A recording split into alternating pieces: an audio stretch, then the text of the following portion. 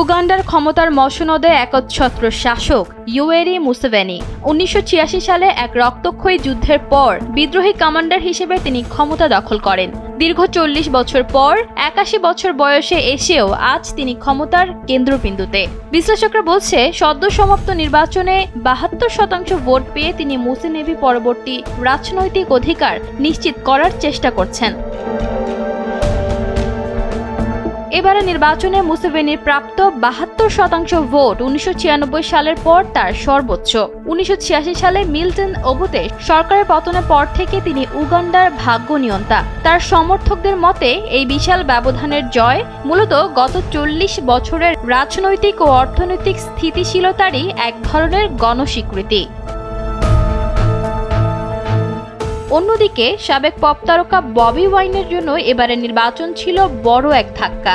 ২০২১ সালে যেখানে তিনি ৩৫% ভোট পেয়েছিলেন, এবার তা নেমে এসেছে মাত্র ২৫%। তরুণ প্রজন্মের ব্যাপক সমর্থন থাকা সত্ত্বেও ওয়াইনের এই পিছিয়ে পড়াকে তিনি কারচুপি এবং ভুয়া বলে অভিহিত করেছেন। তার অভিযোগ, নিরাপত্তা বাহিনী এবং রাষ্ট্রীয় মেশিনারি ব্যবহার করে বিরোধীদের কণ্ঠরোধ করা হয়েছে।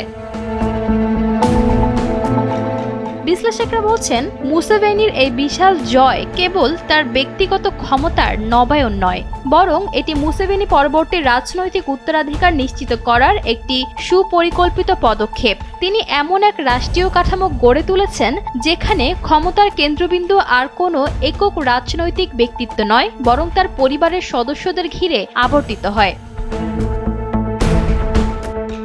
জেনারেল মুহুজি কাইনেরুগাবা মুসেভেনির ছেলে এবং সেনাপ্রধান। বর্তমানে দেশের সব ধরনের নিরাপত্তার চাবিকাঠি তার হাতে, যাকে ভাবা হচ্ছে পরবর্তী প্রেসিডেন্ট। দৈনিক কর্মসূচি থেকে শুরু করে কূটনৈতিক সম্পর্ক সব দেখছেন তার কন্যা নাতাশা, সৎ ভাই সালিম সালে এবং জামাতা ওড্রেক রোয়াবোকো। ৪০ বছর আগে সশস্ত্র সংগ্রামের মধ্য দিয়ে ক্ষমতায় আসা মুসেভেনি আজ এক আধুনিক রাজবংশীয় কাঠামোর জন্ম দিয়েছেন। নির্বাচনের মাধ্যমে এই রাজবংশীয় উত্তরাধিকেই এক ধরনের বৈধতা দেওয়া হলো। যদিও তিনি এখনো আনুষ্ঠানিক পদে আছেন, কিন্তু পর্দার আড়ালে উগান্ডার ভবিষ্যৎ এখন তার ছেলের হাত ধরে গড়ে উঠেছে বলে মত বিশ্লেষকদের।